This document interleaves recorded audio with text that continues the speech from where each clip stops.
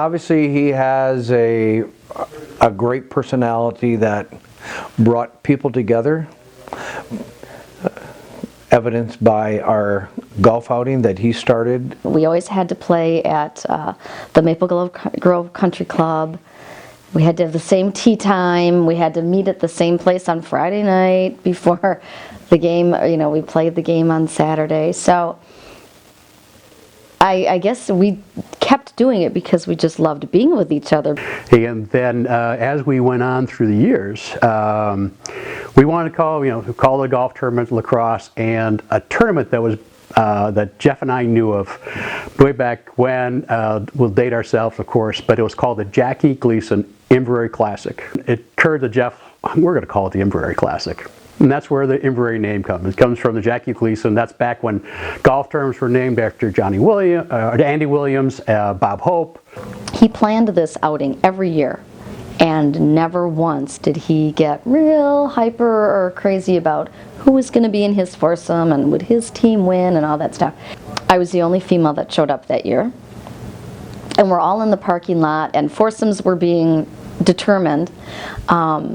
And Jeff's in the parking lot going, okay, who doesn't have somebody to play with? And of course, like, me.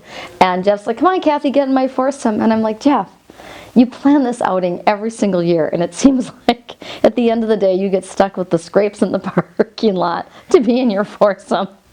And he did. And that year, one of our players in the foursome had a duct-taped driver. So, you know, that's just how bad our foursome was, and he didn't matter to him. It was just all about having fun. And when you look at college, you know, some of your best relationships are started in college, and how do you maintain that over years? You always have that common bond. So the greatest thing we do is, even though some of us wouldn't talk to each other for a whole year, but when we got together that one time, that one weekend, it was like we picked up where we left off. Yeah, I still don't believe that he's not here. He, you know, we'd gone to the hospital, never thinking. He thought he just had maybe bronchitis or something, and then things changed very quickly. And one of my dear friends was at the emergency room, and when he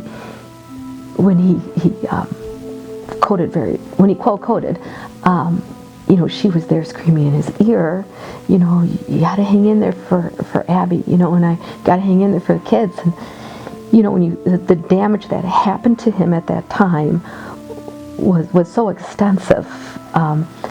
It was miraculous in that, you know, his heart started up again twice, and there was no blood left in that area. But so I've got to think that, you know, he was not ready to go.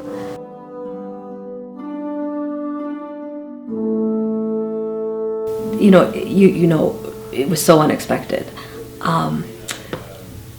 So it means the world to me, and I think to the kids also, to that person who left way too soon and didn't finish his life. You know, to know that he will still be remembered.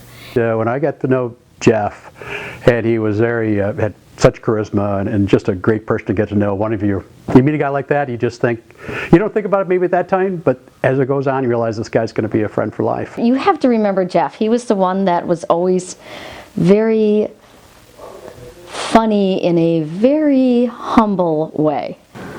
Had a great sense of humor, and I thought anybody with a name like Jeff Bloxdorf had to have a great sense of humor, and he did. To remember Jeff through UW lacrosse just made sense, because that was our foundation. You know, that was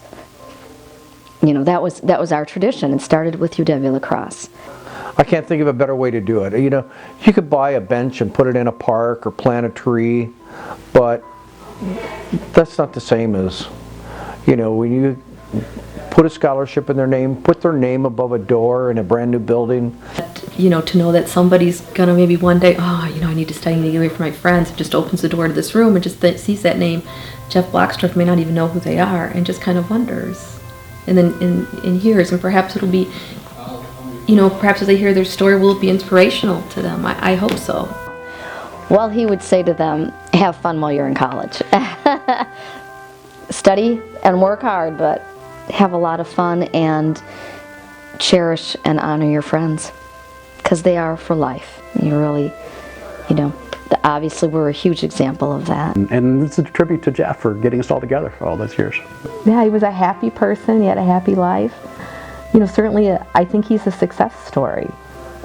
Very much so. And, if you were to talk to somebody at his business, where he worked at Temple Steel, they would tell you that. And, the success isn't necessarily monetary as it is. The success is the family and friends.